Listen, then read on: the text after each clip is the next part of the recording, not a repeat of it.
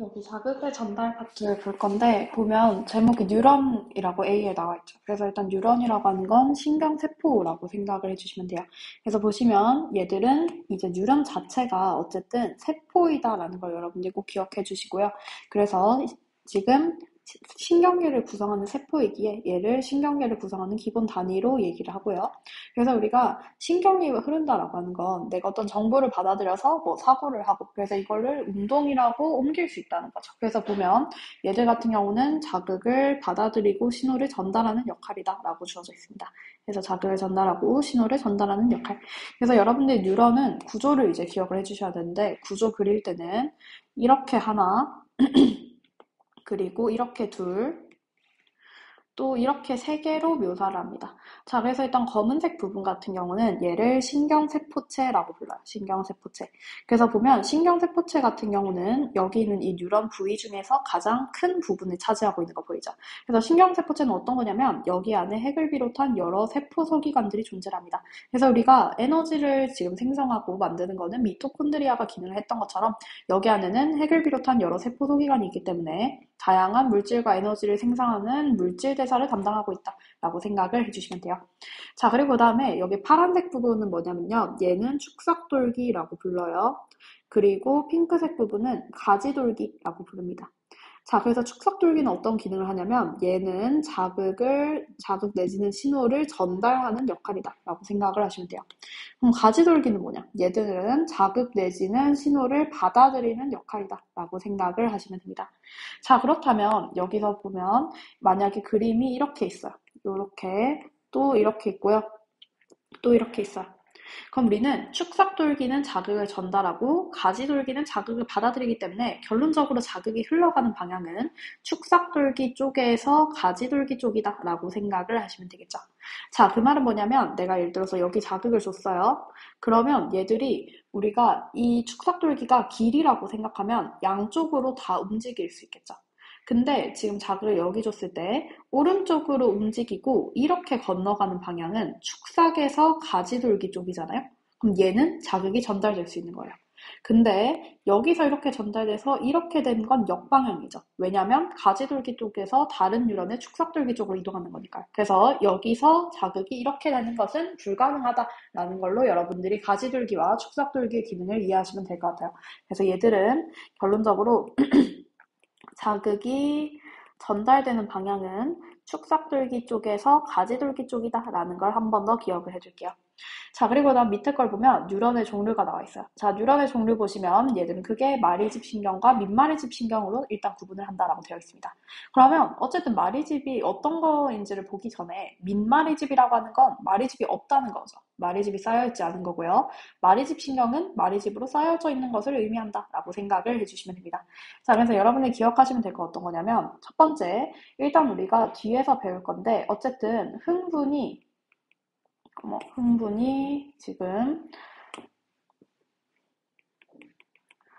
전도되거나 전달되는 건 어떻게 흘러가냐면요. 얘들은 이온의 흐름에 의해서 매개된다고 생각을 하시면 됩니다. 자, 그리고 두 번째는 뭐냐면요. 우리가 여기 있는 마리집이라는 거 있죠. 마리집은 어떤 애냐면 얘가 절연체예요. 그럼 절연체는 여러분들이 전기가 통하지 않는 것이다 라고 배우셨을 거예요. 자, 그렇다면 마리집은 절연체로 되어 있고 이때 자극이 움직이는 것은 이온의 흐름에 의해서 매개되기 때문에 예를 들어서 어떤 축삭돌기가 이렇게 있어요. 자, 축삭이 이렇게 있고 또 지금 하나 뉴런에서 축삭이 존재하는데 밑에 있는 거는 얘가 마리집으로 되어 있는 거예요. 자, 그럼 우리가 생각할 수 있는 건, 그럼 이제 어쨌든 여기 있는 축삭을 통해서 흥분이 전도가 될 건데, 위에 거는 마리집으로 쌓여져 있지 않기 때문에 이 부분만큼을 움직여서 자극의 전도가 일어난다라고 생각하면 되죠. 근데 아래 거는 이 부분에서 핑크색 부분 자체는 전기가 통하지 않기 때문에 여기 부분을 제외하고 이온의 흐름 내지는 전기의 움직임이 발생하겠죠.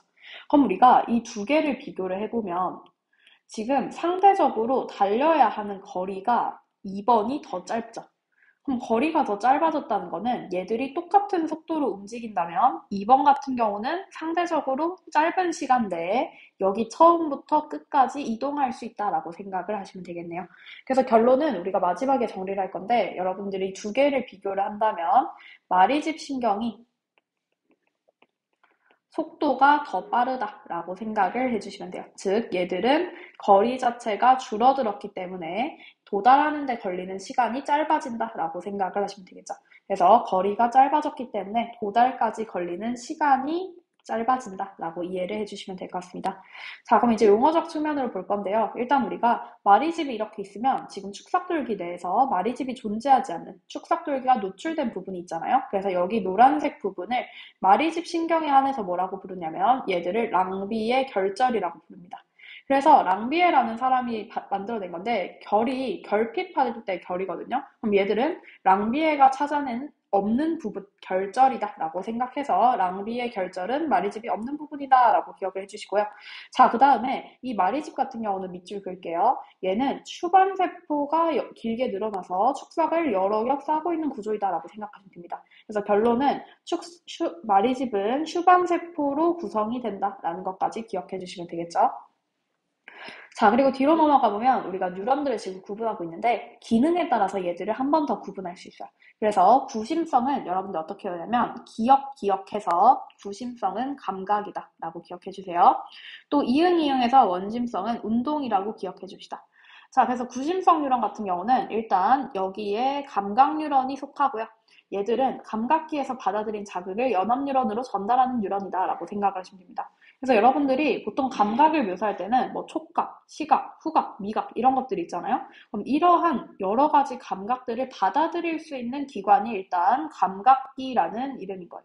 그럼 여러분들 예를 들어서 어떤 것을 감각기를 통해서 눈을 통해서 정보가 들어온다면 우리가 눈을 통해서 들어온 정보를 인식하는 과정은 얘가 지금 뇌 속으로 들어와서 우리가 뇌를 통해서 지금 내가 뭔가를 보고 있다 또는 뭐 이걸 하면 되겠다 라고 생각을 하죠. 그래서 이렇게 중추신경이라고 불리는 뇌까지 연결해주는 뉴런이 바로 감각기에서 연결되는 감각 뉴런이다 라고 생각을 하시면 돼요. 그래서 이 감각 뉴런은 쉽게 생각하면 지금 감각기와 뇌를 연결시켜주는 통로이다 라고 생각을 하시면 되겠죠. 그럼 여러분들이 구심성 뉴런을 꼭 기억하실 때는 이 그림을 기억해 주세요. 자, 일단 우리가 일반적인 신경은 이런 모양이었잖아요. 아까 앞에서 볼 때. 근데 구심성 뉴런은 어떻게 되어 있냐면 이런 모양으로 써요. 그래서 구심성 뉴런에서 여러분들이 꼭 기억하셔야 되는 건 얘는 신경세포체가 중간에 돌출되어 있어요. 신경세포체가 중간에 돌출되어 있다. 자, 중간에 돌출되어 있기 때문에 이런 그림을 보시면 여러분이 바로 구체적으로 얘는 구심성 뉴런이구나 라고 캐치하시고 넘어가 주시면 돼요. 자, 그리고 연합 뉴런은 어떤 거냐면요. 얘들은 뇌와 척수와 같은 중추신경을 이루는 거고요. 얘들의 역할은 구심성 뉴런에서 온 정보를 통합해서 이제 어떤 정보를 만들고 그래서 원심성 뉴런에게 적절한 반응 명령을 내린다 라고 생각을 해주시면 됩니다. 자, 마지막으로 원심성은 이응이응 해서 운동 뉴런이라고 생각하시면 돼요. 그럼 우리가 아까 감각 뉴런에 속하는 구심성 뉴런 같은 경우는 감각기와 연합 뉴런을 연결해준 역할이었잖아요. 그럼 그 말은 원심성 또한 연합 뉴런에서 나온 이 반응 명령을 반응기까지 전달해주는 뉴런이다 라고 생각을 하시면 되겠죠. 그래서 얘는 메인이 반응기로 전달하는 뉴런이고요. 여기에 운동 뉴런이 속한다라는 거 기억을 해주세요. 자, 그래서 여기까지 간단하게 봤고 그 다음 우리가 이제 메인으로 하고 여러분들이 꼭 아셔야 되는 게 흥분 전도 파트인데요. 자, 일단 흥분 전도에서 우리가 흥분 먼저 보면 흥분 같은 경우는 뉴런이 자극을 받아서 세포막의 전기적 특성이 변하는 현상입니다. 그래서 우리가 아까 얘기했었던 게 얘들이 움직이는 과정 결국에는 이온의 이동, 전기적인 흐름에 의해서 만들어진다고 했기 때문에 여러분들이 흥분 전도는 이온과 관련이 있고 얘는 결국에는 전기적 특성이 변하는 것이기 때문에 우리가 마리집을 할 때는 마리집에서는 전기가 안 통해서 여기를 통해서는 전도가 일어나지 않았고 그렇기 때문에 거리가 짧아지면서 속도가 증가했구나 이렇게 연결해서 다 기억을 해주시면 되겠죠.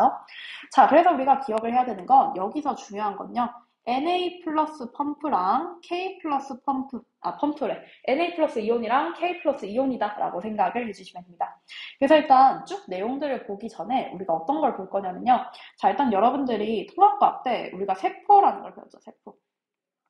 그럼 지금은 우리가 그리는 것이기 때문에 2차원적으로 한계가 있는데 실제로 이 세포 같은 경우는 우리 사람 같은 경우도 뭐 부피, 그리고 3차원적인 존재이기 때문에 얘들은 뭐 가로, 세로, 높이가 다 있는 거죠.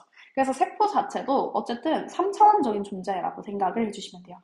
자, 그래서 우리가 이 핑크색 부분을 뭐라고 묘사했냐면 얘는 외부와 내부를 구분해주는 세포막이다 라고 생각을 하시면 되겠죠. 자, 그렇다면 이 세포막도 3차원적으로 구성이 된다는 건 어떤 의미냐면요. 얘들도 그냥 우리가 볼 때는 뭔가 한 겹처럼 되게 얇을 것 같지만 어쨌든 얘들도 특정한 두께를 가지고 있는 또 3차원적인 막이다라는 걸 기억을 해주세요. 그래서 우리가 뭐라고 배웠냐면 이 세포막에는 막단백질이 존재를 하고요. 이 막단백질이 수속에 관여한다라고 여러분들이 배우셨을 거예요. 그래서 그냥 가볍게 한번 기억을 하시면 우리가 세포막 같은 경우는 그래서 인지질 이중층과 인지질 이중층 그리고 중간중간에 이 막단백질이 박혀있는 구조이다 라고 말씀을 드렸습니다. 자, 그래서 요거를 이제 확대해서 여기 부분을 한번 우리가 확대해서 가져와 보면요. 여기 부분을 가져와 보면 그렇다면 이 세포막을 기준으로 나타낸다면 세포막은 크게 세포막이 이렇게 존재를 한다면 이게 외부랑 내부를 구분해준다 라고 생각을 하시면 되겠죠. 그럼 우리는 이제 이 부분을 더 확대해서 그림을 어떻게 그려볼 거냐면요. 여러분들도 같이 그려주세요. 자, 그림을 Na 플러스 K 플러스 펌프 그리고 Na 플러스 통로 그리고 K 플러스 통로 이렇게 세 가지를 그려줄 겁니다. 그럼 우리가 이제 본격적으로 설명을 하기 전에 있어서요. 여러분들 기억을 하셔야 되는 건 이 펌프와 통로들 있죠. 자, 펌프와 통로 같은 경우는 모두 다 얘들이 막단백질이래요. 그래서 일단 우리가 여기 별표하고 쓰고 갈게. 일단 펌프랑 통로 모두 단백질로 구성됩니다. 그래서 얘들은 막단백질이라는 걸 기억을 해주시고요. 자, 그리고 지금 보시면 우리가 펌프랑 통로를 색깔을 서로 달리해서 나타냈잖아요. 펌프는 이렇게 쓸게요. 펌프는 능동수송을 담당합니다. 능동수송. 그리고 Na 플러스 통로, K 플러스 통로라는 통로들은요. 얘들은 확산을 담당해요. 자, 그러면 우리가 그때 기체에 있어서도 분합차이온 확산을 배우면서 능동수송과 확산을 한번 알려드렸는데 여러분들 한 번만 더 복습을 해보시면 능동수송과 확산 모두 다 어떤 물질이 이동한다라고 말씀을 드렸습니다. 근데 확산 같은 경우는 ATP를 소모하지 않는, 에너지를 쓰지 않는 갖고자 하는 기능이다라고 얘기했어요. 그래서 얘는 물질이 이동할 때 농도가 높은 쪽에서 낮은 쪽으로 물질이 이동하고요. 에너지를 소모하지 않는다라고 말씀을 드렸습니다. 그래서 우리가 그때 어떻게 설명했냐면 같아지고자 하는 이치는 우리가 당연하게 받아들이는 것이기 때문에 그냥 높은 것에서 낮은 것. 그래서 당연한 것이다 해서 연결되어서 에너지를 소모하지 않는다라고 기억하라고 했었죠. 그럼 능동수송은 그 반대였어요. 얘들은 에너지를 소모하고요. 그럼 되게 인위적으로 일어나는 거잖아요. 그래서 얘들은 낮은 쪽에서 높은 쪽으로 물질이 이동했어요. 즉 얘들은 각각의 농도 차이를 더 벌려주는 이동 방식이다 라고 생각을 해주시면 되겠죠. 자, 그럼 이렇게 능동수송과 확산이 있다면 Na 플러스 통로에서는 Na 플러스가 높은 쪽에서 낮은 쪽으로 이동할 거고요. K 플러스 통로에서는 K 플러스가 높은 쪽에서 낮은 쪽으로 이동하겠죠. 그럼 우리가 이동 방향을 한번 써볼 건데 우리가 펌프에서 기억을 해야 되는 건 여러분들이 펌프라는 건 기관 중에서 어디에서 한번 배웠었냐면요. 우리가 심장 같은 경우는 이제 얘네들이 계속해서 피를 온몸에서 순환을 시키면서 마치 펌프처럼 작용을 하면서 피를 계속 실어 올리고 다시 받아들인다 이렇게 말씀을 드렸어요. 그럼 심장은 항상 뛰고 있잖아요. 이 펌프도 마찬가지예요. 그래서 펌프 같은 경우는 얘가 기억하셔야 될 게 항상 작동하고 있다라고 생각을 하시면 돼요. 그럼 이 펌프가 어떻게 기능을 하냐면요. 여러분들 이제부터 같이 써볼게요. 자, 일단 Na 플러스 3개를 밖으로 나가게 해요. 그래서 지금 우리가 얘는 여기가 세포 밖, 여기가 세포 아니다 라고 묘사하고 있는 거예요. 그래서 일단 Na 플러스 펌프는 Na 플러스를 3개 밖으로 나가게 하고요. 그와 동시에 K 플러스는 2개 안쪽으로 들어오게끔 작동을 하게 합니다. 그래서 여러분들 외우실 때는 Na 그냥 읽어보면 나잖아요. 그래서 NA가 나가게 하는 게 Na 플러스 펌프이다. 펌프의 기능이다. Na 플러스 K 플러스의 펌프 기능이다 라고 생각을 하시면 됩니다. 자, 그럼 이 펌프가 항상 작동하고 있다면 Na 플러스는 계속 밖으로 나가기 때문에 안보다는 밖의 농도가 높겠죠. 그래서 밖에는 Na 플러스 농도가 높은 거예요. 펌프에 의해서. 그리고 안에는 K 플러스가 계속 펌프에 의해 들어오기 때문에 K 플러스는 안쪽이 바깥쪽보다 높다라고 생각하시면 되겠죠. 자, 그럼 이제 여러분들은 확산이라고 하는 건 높은 쪽에서 낮은 쪽으로 움직이는 거거든요. 그럼 이 펌프에 의해서 Na 플러스는 안보다 밖이 더 많기 때문에 통로를 통한 확산은 높은 쪽에서 낮은 쪽, 밖에서 안쪽으로 들어오겠죠. Na 플러스가 통로에 의해서는 안으로 들어오는 거예요. 자, 그리고 K 플러스는 안쪽이 더 많잖아요. 이유는 펌프에 의해서. 그래서 얘는 바깥쪽으로 나간다라고 생각을 하시면 됩니다. 그래서 결론은 뭐냐면요. 펌프랑 통로가 매개하는 이동 방식이 각각 달라요. 근데 우리가 펌프가 Na 플러스를 나가게 해서 Na 플러스는 밖에 더 많고 K 플러스는 반대 방향으로 들어오게끔 하기 때문에 통로들에 의한 방향은 이 높고 낮음에 의해서 높은 쪽에서 낮은 쪽으로 이동하게 결정이 된다라는 걸 기억하시면 되겠죠. 그래서 여러분들이 먼저 요 개념부터 익숙해지시고 그 다음에 흥분 발생을 보시면 정말 쉽거든요. 자, 그래서 일단 우리가 여기까지 보고 그 다음 흥분 발생 볼게요. 자, 그래서 흥분 발생이라고 하는 건 분극, 탈분극, 재분극 순으로 일어난다라고 생각하시면 돼요. 자, 그래서 분극에는 가로치고 이렇게 쓸게요. 얘들은 평상시입니다. 그리고 우리가 평상시 상태에서 있다가 여기서 뭔가 자극을 받으면 평상시 상태가 분극이기 때문에 흥분이 발생을 하려면 여기서 이 분극 상태를 탈출해야 되겠죠. 벗어나야겠죠. 그래서 탈분극이 일어납니다. 그럼 다시 어쨌든 흥분이 쭉 전도된다면 원래 상태로 돌아가야 되잖아요. 그래서 재분극. 그래서 분극, 탈분극, 재분극 순으로 일어난다라고 생각을 해주시면 돼요.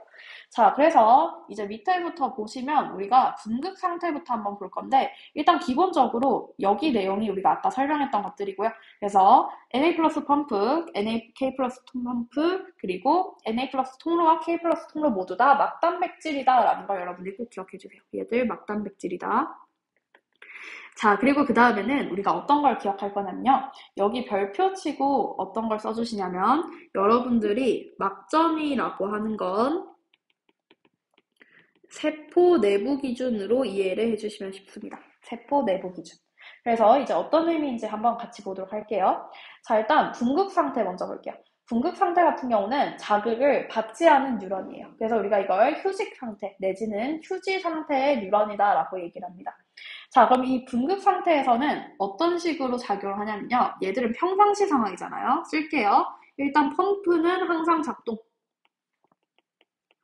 그리고 Na 플러스 통로는 닫혀 있고요. 그 다음 K 플러스 통로는 조금 열려 있습니다. 자, 그럼 우리가 일단 여기 내용을 쭉 읽어보기 전에 한번 여기 그림으로 파악을 해볼게요. 그럼 지금 여기서 얘기를 하는 건 이렇게 있을 때 Na 플러스 K 플러스 펌프는 계속 작동을 하고 있다는 거죠. 그리고 Na 플러스 통로는 닫혀 있는 거예요. 닫혀 있다는 거는 Na 플러스 통로를 통해서는 물질 이동이 발생하지 못한다는 뜻입니다. 그리고 K 플러스 통로는 조금 열려 있대요. 그럼 그 말은 K 플러스 통로에 의해서는 K 플러스가 안에서 밖으로 나가거든요. 이유는 안에 K 플러스가 더 많으니까 펌프에 의해서. 그럼 K 플러스가 약간 밖으로 노출되고 있겠죠.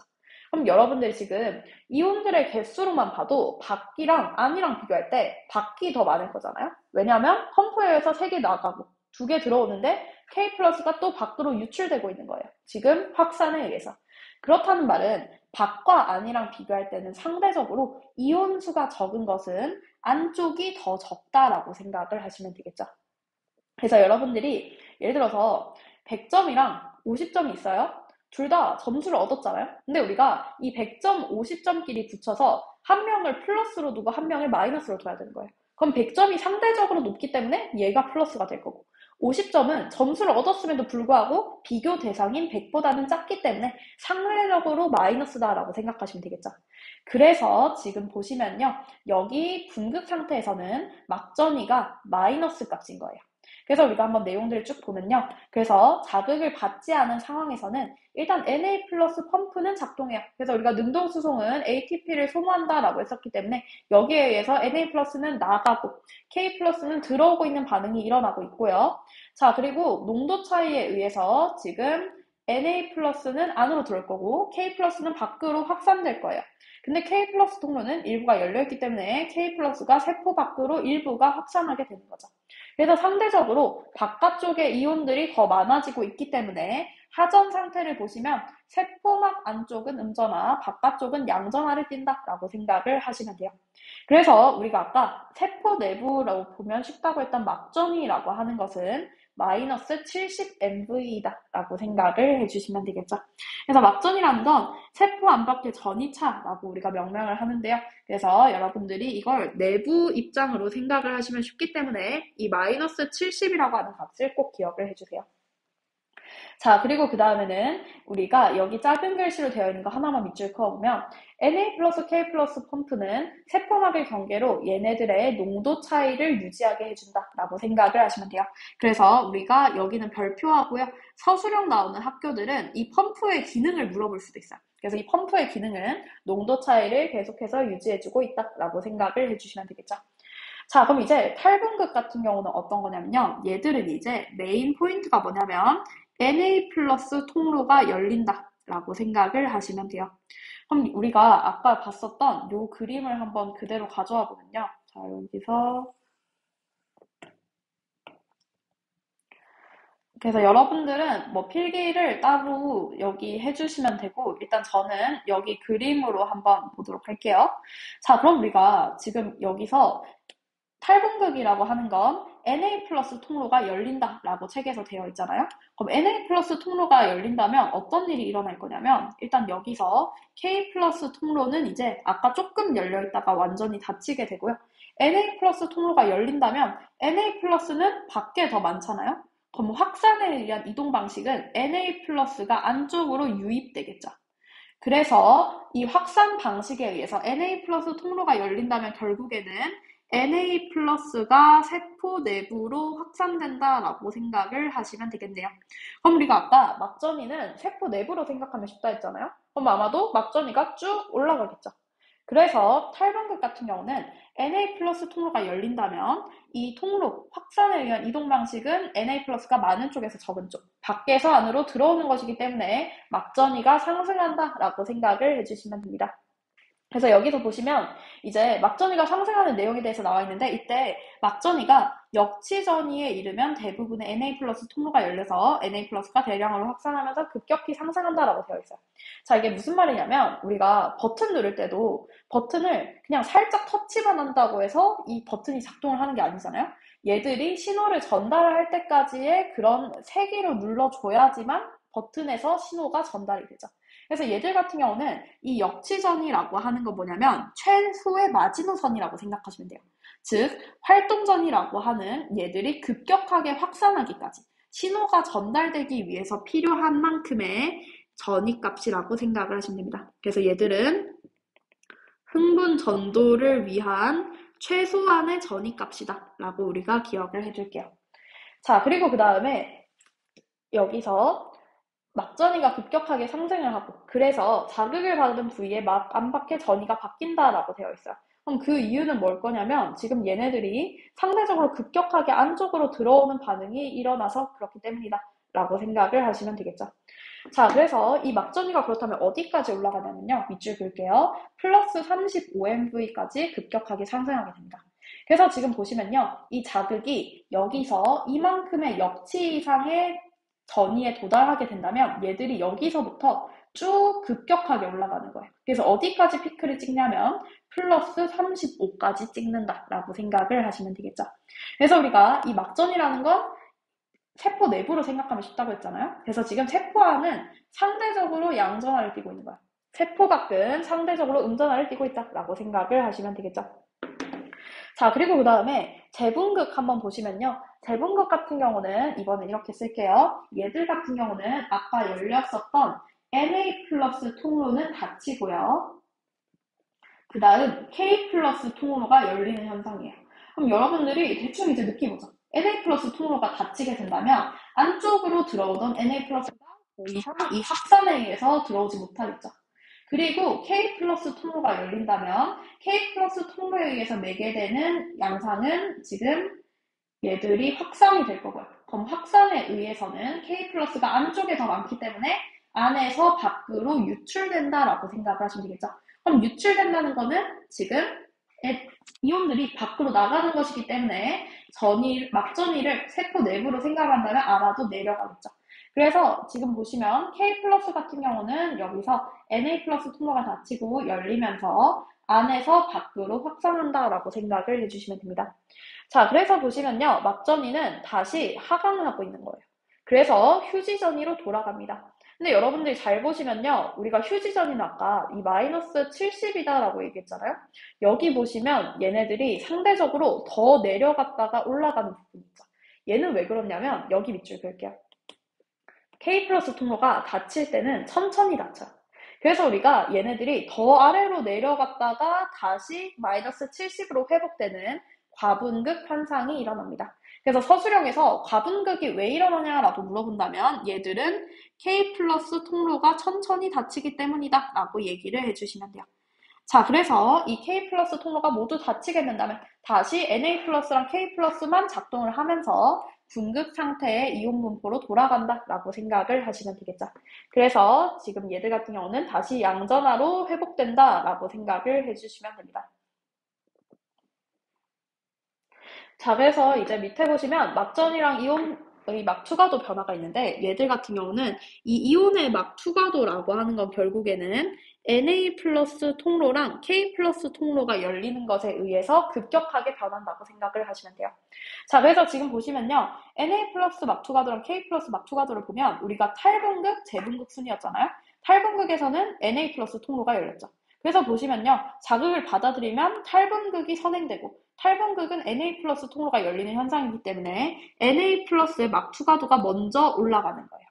그리고 내려가면서 K 플러스도 이제 다시 열렸다가 닫힐 거니까 K 플러스가 그 다음 단계에서 올라간다라고 생각을 하시면 되겠죠. 그래서 여러분들이 이렇게 생각해 주시면 이해가 쉬울 것 같습니다. Na 플러스의 막투과도가 증가했다라는 얘기는 지금 Na 플러스가 변하고 있는 Na 플러스 통로랑 관련된 얘기예요. 그럼 그 말은 뭐냐면 탈분극에 대한 현상이다 라고 생각을 하시면 되겠죠. 자, 또 반대로 K 플러스의 막투과도가 증가했대요. 그러면 지금 K 플러스 통로가 열렸다라는 얘기일 거고요. 그래서 재분극과 관련된 얘기이다 라고 생각을 해주시면 되겠네요. 자, 그래서 이제 흥분 전도라는 내용을 보면 흥분 전도는 그래서 한 뉴런에서 흥분이 축삭돌기를 따라 이동하는 현상이라고 생각을 하시면 돼요. 그럼 우리가 여기서 중요하게 기억하면 될 건 어떤 거냐면 이게 활동전이라는 게 발생을 하면 이웃한 부위에서 연속적으로 탈분극이 일어나게 됩니다. 그래서 얘는 우리가 파도타기를 할 때도 보면 파도타기라고 하는 건 결국 사람들이 일어났다가 앉았다 하는 행위가 왼쪽에서 오른쪽 또는 뭐 오른쪽에서 왼쪽으로 어쨌든 이게 시간이 지날 때마다 이동되는 현상이죠. 탈분극도 똑같은 맥락이다라고 생각을 해주시면 돼요. 그래서 아래 그림 보시면요. 지금 보라색이 탈분극으로 표시되고 있거든요. 여기서 시간이 더 흐르면 이웃한 부위에서 이 활동전이가 옮겨가면서 오른쪽 부위에서 탈분극이 발생하게 되는 거예요. 여기 탈분극이 발생했다면 이동하면서 여기 탈분극이 발생하는 거죠. 그럼 우리는 배운 게 분극에서 탈분극, 그 다음 재분극을 거치는 거잖아요. 그래서 똑같은 부위에서는 탈분극 다음에는 재분극이 일어나고 있는 거죠. 그럼 재분극 다음에는 다시 분극 상태로 돌아가겠죠. 또 시간이 또 흐른다면 탈분극이었던 부위는 이 부위 자체에서는 얘가 재분극으로 옮겨갈 거예요. 그리고 인접한 부위에서는 활동전이가 쭉 이렇게 움직일 거기 때문에 그 다음 옆에 부위에서는 얘가 탈분극을 겪고 있다라고 생각을 해주시면 되겠죠. 자, 그래서 일단 저번 수업 안 들어서 이거 영상 강의 듣는 친구들은 여러분들이 이 그림을 한번 그려보시면서 뭐 확산과 능동수정, 이게 어떤 막단백질이랑 연결되는지를 기억을 해주시면서 분극, 탈분극, 재분극을 잘 이해해 주시면 되겠죠. 그래서 여기 내용까지 이해해 주시고 그 다음에 수업 들으시면 될 것 같습니다.